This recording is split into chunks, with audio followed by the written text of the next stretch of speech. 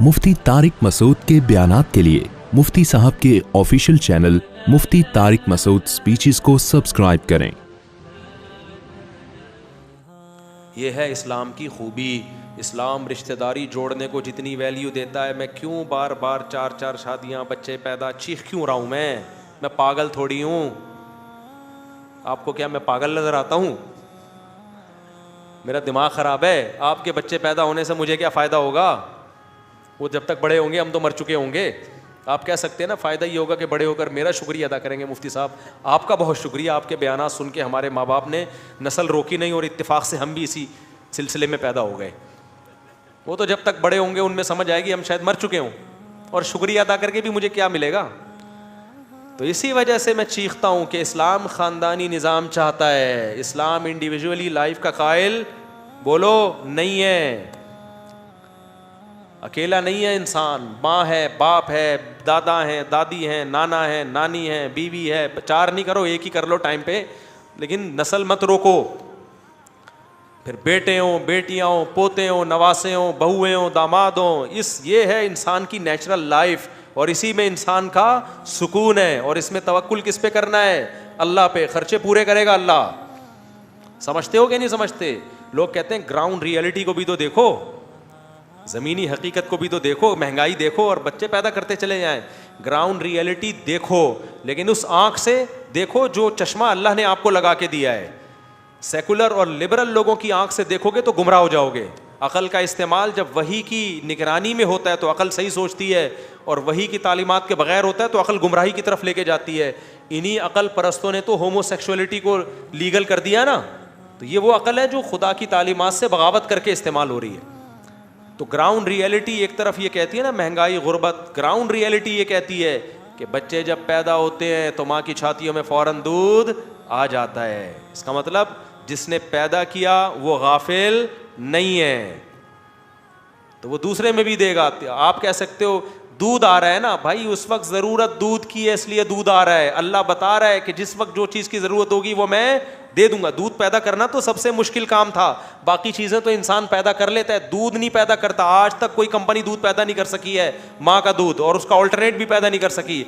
अल्लाह कहते हैं जो चीज़ तुम पैदा कर नहीं सकते, तुम्हारे यहाँ बच्चा पैदा होने पर वो पैदा कर देता हूँ। तो स्कूल की फीसें तो आसान है। समझ में आती है बात कि नहीं आती है? ये तो ज़्यादा आसान है।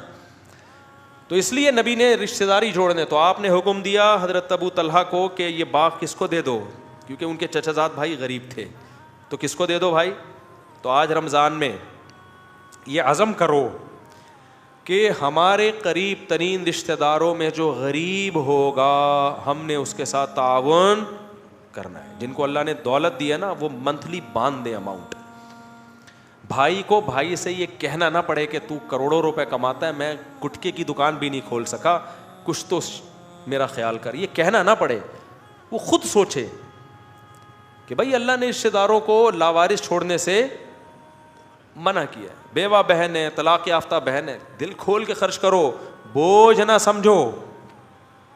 आज बोझ समझ रहे हैं यार। एक और टेंशन, सोतेले बच्चे, किसी औरत से शादी करके सोतेला बच्चा क्यों नहीं पालते हैं? अबे टेंशन, पहले ही महंगाई इतनी है, अबे एक और बच्चा, यार पागल है क्या? और भाई जितना हाथ खुला रखोगे ना, अल्लाह भी क्या करेगा? खुला रखेगा हाथ। ला तू की फ़यू का अलैक, हदीस में आता है, ए आयशा रोकना मत, वरना अल्लाह भी क्या करेगा? रोक लेगा। तो दो, खर्च करो यार। अल्लाह को सखी पसंद है। आज मुसलमान भी कंजूस हो गया है, कंजूस मक्खी चूस। एक आदमी चाय पी रहा था, मक्खी गिरी तो मक्खी को चूस के फेंक रहा है कि इस पे जो चाय लगी हुई है वो ज़ाया।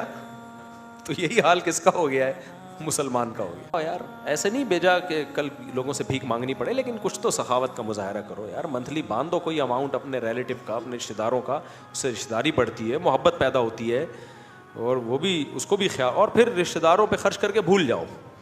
आज मुसीबत क्या है कि जब रिश्तेदारों से अच्छा सलूक करते हैं तो ये अच्छा सलूक बुरे सलूक का ज़रिया बन जाता है। आप रिश्तेदारों से अच्छा सलूक करो ना, तो उसकी वजह से रिश्तेदारी जुड़ने के बजाय और क्या होती है? टूटती है। क्यों? आप कहते हो मैंने तो इतना ख्याल किया, वो तो पूछता ही नहीं है, मैंने तो ये किया, वो तो पूछता ही नहीं है। अब भाई तूने किया, अल्लाह के लिए छोड़ दे इसको। ये آپ اپنے لیے کر رہے ہو, آپ اس کے لیے نہیں کر رہے. تو اس لیے اپنے قریبی رشتوں پہ خرچ کرنا اسلام میں اس کی بہت زیادہ فضیلت ہے. دینی مدرسوں پہ بھی خرچ کرو, رشتہ داروں پہ بھی خرچ کرو. اور فلسطین میں جو کچھ ہو رہا ہے آپ کو پتہ ہے, جو ظلم ہو رہا ہے وہاں پہ, کوئی قابل اعتماد ٹرسٹ ہو, میں چونکہ پاک ایڈ ویلفیئر ٹرسٹ کو پرسنلی جانتا ہوں اس لیے میں ان کا نام لے لیتا ہوں, باقی جس ٹرسٹ پہ بھی آپ کو اعتماد ہو تو ان کے ذریعے وہاں بھی رقم پہنچاؤ رمضان میں, اور دنیا میں جہاں کہیں مظلوم ہے. ہمارے مال میں سب کے لیے حصہ ہونا چاہیے تاکہ ساری فضیلت ہمیں, ہر طرح کی صدقے کی فضیلت ہمیں حاصل ہو. اور اپنی جان پہ بھی خرچ کرو, اچھی خوراک کھایا کرو, کیونکہ اپنے اوپر خرچ کرنا بھی کیا ہے, صدقہ ہے. تو جب صحت اچھی ہوتی ہے انسان عبادت کرتا ہے, دوسروں پہ بوجھ نہیں بنتا. ہم آگے چلتے ہیں. اسی میں ایک اور آیت ہے, اللہ تعالیٰ نے, یہودی جو ہے نا بار بار یہ کہا کرتے تھے کہ دیکھو اسلام جب دنیا میں آیا ہے تو انہوں نے تو بہت سی چیزیں حلال کر دی ہیں, حالانکہ وہ حضرت یعقوب علیہ السلام کے مذہب میں حرام تھی. تو اللہ نے بتایا کہ بھائی یہودیوں پہ کچھ چیزیں ہم نے ان کے گناہوں کی وجہ سے حرام کی ہیں, گناہوں کی وجہ سے, وہ ناپاک چیزیں نہیں ہیں, تو وہ ان کو اسپیسیفک ان کے لیے سزا تھی. پھر بار بار یہ لوگ کہا کرتے تھے کہ بیت المقدس کی طرف رخ کر کے مسلمان نماز پڑھتے تھے, اب کدھر نماز پڑھنا شروع کر دی ہے, بیت اللہ کی طرف. اللہ نے فرمایا ان اول بیت وضع للناس, سب سے پہلے جو گھر بنایا گیا ہے نا لوگوں کے لیے تاکہ وہ عبادت کریں, وہ ببکہ تھا. وہ کہاں ہے, مکہ کو بکہ بھی کہتے ہیں عربی میں, وہ مکہ میں ہے. تو بیت اللہ سب سے پہلا گھر ہے جو اللہ نے بنایا. یہاں مجھے ایک بات یاد آئی, سعودی عرب میں ایک صاحب بتا رہے تھے ہمارے ایک رشتہ دار اللہ سے دعا مانگ رہے تھے, اللہ مجھے کوئی گھر دلا دے, تو بھی بغیر گھر کے نہیں ہے. صحیح ہے نا, تجھے بھی گھر کی ضرورت ہے, تو میں بغیر گھر کے کیسے رہوں. دیکھو کیسے کیسے لوگ واسطے دیتے ہیں نا اللہ, یہ تو اللہ ہو کے بھی تجھے زمین پہ اپنا گھر چاہیے.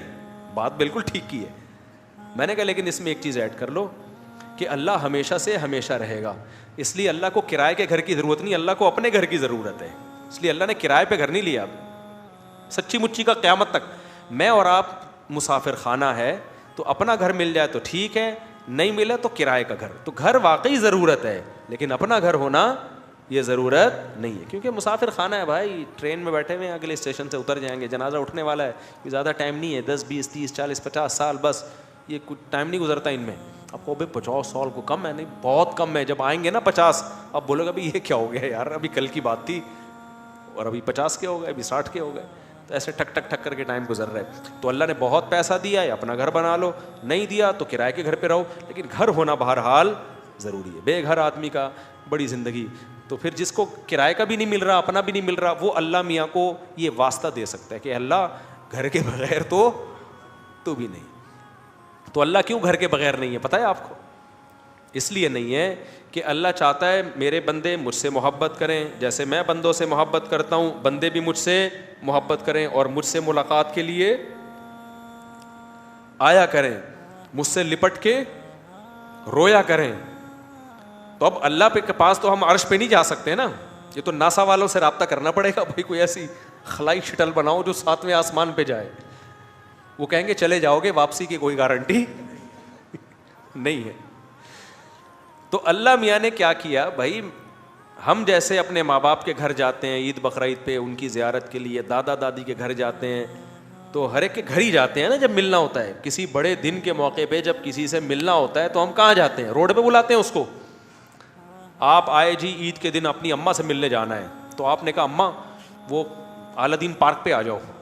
اماں بہے گی میری توہین ہے بھائی, میرے گھر آ بیٹا ملنے کے لیے, کیا خیال ہے, یہی کہے گی نا. گرل فرینڈ سے ملا جاتا ہے گٹر کے ڈھکنوں پہ اور ادھر ادھر, لیکن جہاں تعظیم کا عنصر ہوگا, کسی ریلیٹو سے عزت دار سے ملنے کے لیے جانا ہوگا, تو کہاں جاؤ گے, اس کے در پہ حاضری دو گے. تو اللہ تعالیٰ نے, اللہ بھی یہ چاہتے تھے کہ میرے بندے مجھ سے ملیں, محبت کا اظہار کریں,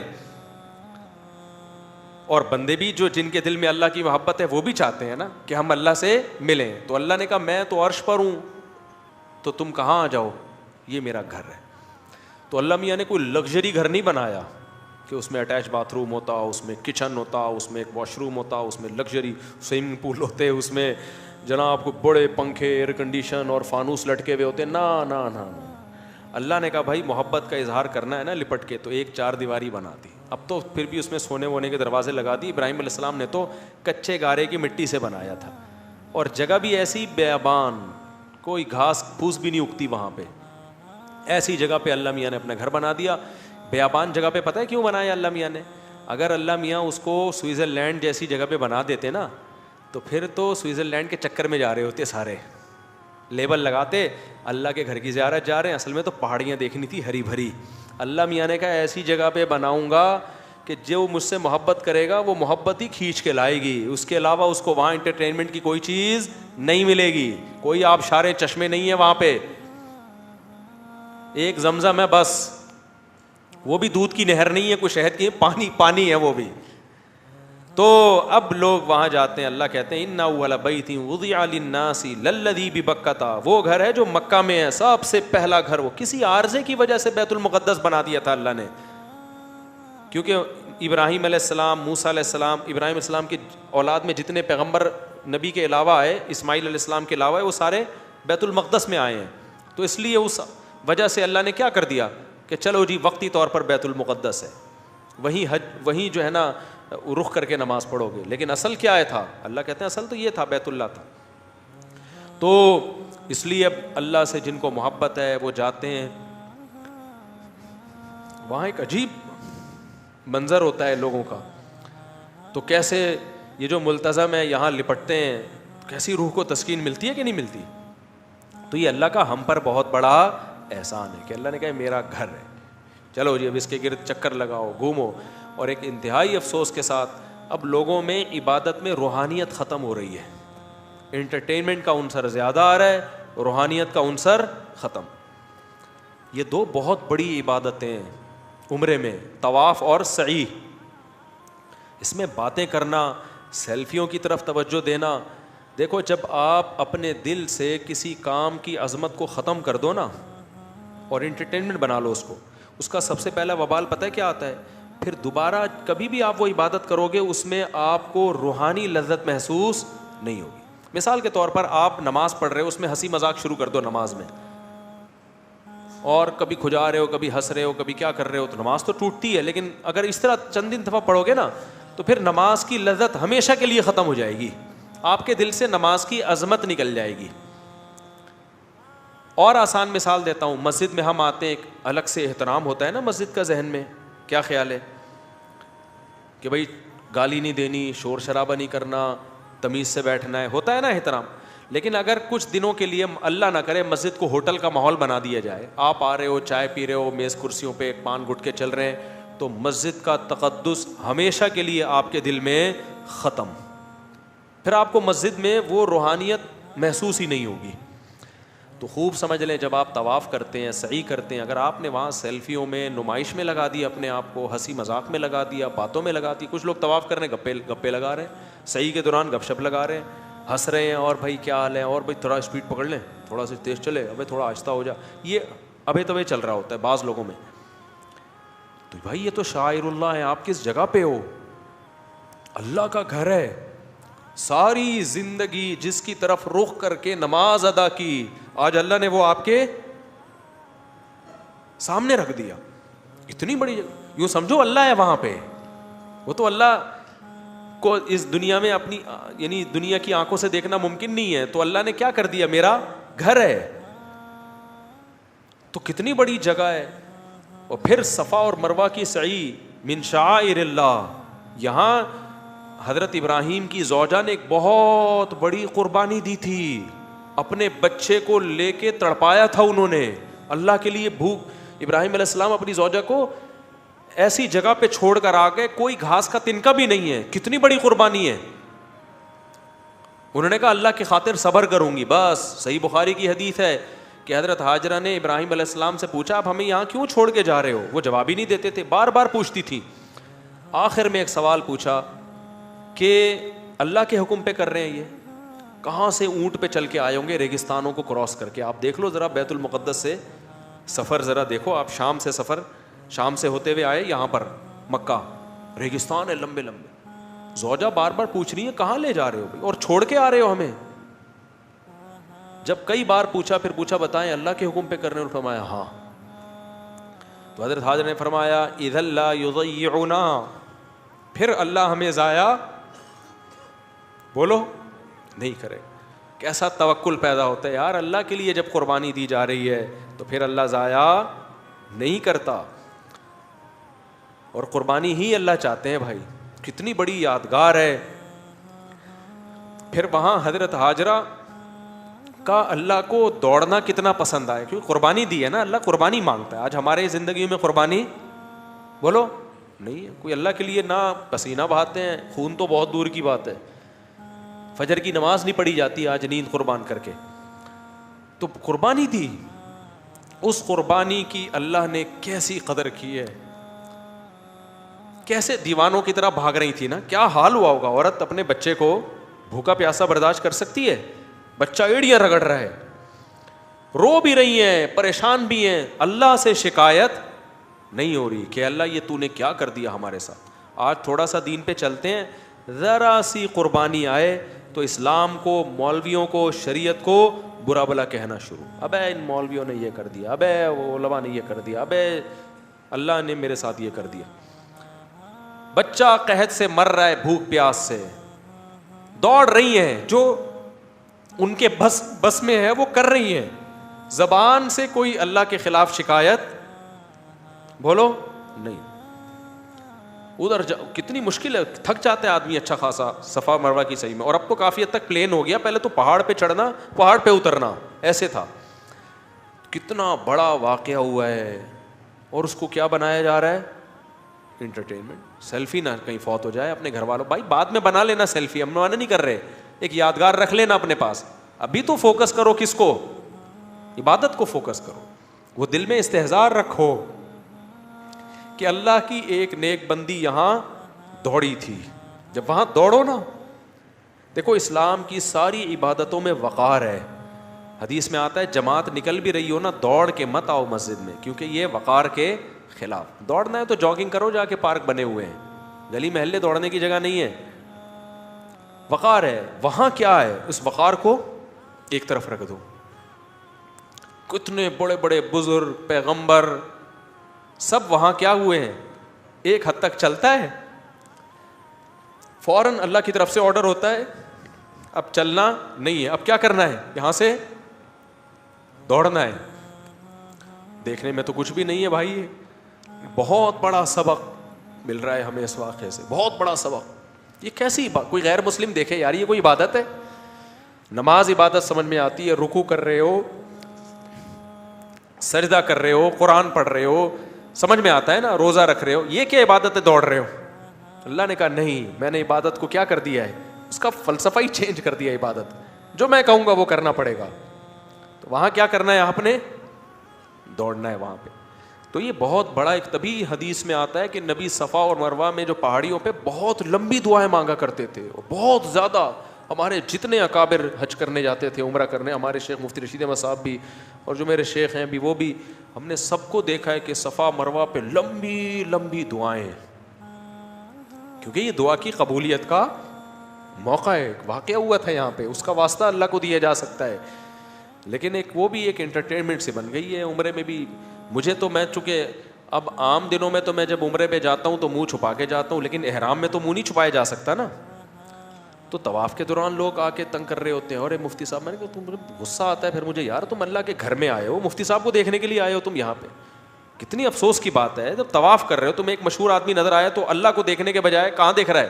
مفتی صاحب کو. بعد میں مل لینا، بعد میں اگر مفتی صاحب مارکیٹ سے شارٹ ہو گئے تو کوئی بات نہیں، ابھی کس کو فوکس کرو، اللہ کا گھر ہے بھائی، اس کو، اس کی توجہ دو. ہاں تھوڑا سلام کر لیا، ہیلو، بس اتنا کافی ہے. اس وقت سیلفیاں طواف کے دوران لینے کی کوشش، یہ بہت غلط حرکت ہے. صفا مروہ میں بھی، تو حج میں تو اور زیادہ ہے. حج میں رمی بھی ہے، رمی ایک الگ ہی عبادت ہے. پھر طواف زیارت ہے. طواف زیارت کا کیا مطلب ہے؟ بقرعید کے دن طواف. یہ عام طوافوں جیسا طواف نہیں ہے، کیونکہ بقرعید میں جو طواف ہوتا ہے نا، وہ ہے اصل وہ طواف جو بیت اللہ کی وجہ سے ہم پہ واجب ہوتا ہے. وہ اللہ نے 3 دن رکھا ہے بقرعید کے 3 دنوں میں. اس میں کتنا ساری دنیا، یعنی جو بھی مسلمان دنیا بھر سے جاتے ہیں، 3 دن ہی ہیں ان کے پاس اس میں طواف. وہ حج کا رکن ہے وہ. تو یہ وہ تمام عبادتیں ہیں جو انسان کو اگر وہ تھوڑا سا دل ہو نا, اس کے اندر رمق ہو, دل میں حیات ہے, زندگی ہے, تو یہ اللہ کی محبت کی چنگاری کا کام دیتی ہے. لیکن اگر آپ نے ان عبادتوں میں جا کے گپے لگانا شروع کر دیں طواف کے دوران, اور باتیں کرنا شروع کر دیں, سیلفیوں کو فوکس کرنا شروع کر دیا, تو عمرہ تو ہو جائے گا آپ کا, لیکن ایسا دل میں برکت اور نور ختم ہوگا نا کہ وہ نحوست پھر کبھی ختم نہیں ہوتی. کتنے لوگ ہیں دل ہی نہیں لگتا ان کا وہاں پہ, کہتے ہیں یار بس آئے تھے بس جلدی سے عمرہ کر کے بھاگے یہاں سے. تو یہ اللہ تعالیٰ کی طرف سے پھر دل میں جو ہے نا وہ سیاہی پیدا ہو جاتی ہے. تو اللہ نے کیا فرمایا, ان اول بیت وضع للناس للذی ببکۃ. یہ مکہ میں جب پہلے لوگ جایا کرتے تھے نا, اب تو آسان ہو گیا ہے نا, ہر غریب سے غریب بھی جا رہا ہے. پہلے زمانے میں جب حج عمرے کے لیے لوگ جاتے تھے, چیخیں نکل جاتی تھی لوگوں کی, بے ہوش ہو جاتے تھے, کئی مہینوں کا سمندری جہازوں کا, اونٹوں کا سفر کر کے پہنچتے تھے اللہ کے گھر کو دیکھنے کے لیے. جب نظر پڑتی بے ہوش ہو جاتے لوگ. اب تو ٹیلی ویژن میں بھی دیکھ رہے ہیں, موبائل میں بھی دیکھ رہے ہیں ہر وقت, اور پھر سیلفیاں بھی لے رہے ہیں. تو کیا ہو گیا, دل میں اس کی جو اہمیت تھی اور جو ایک جذبہ ہونا چاہیے تھا وہ جذبہ ختم. تو اس میں ہمارا ہی نقصان ہے, اللہ میاں کا کوئی نقصان نہیں ہے. یہ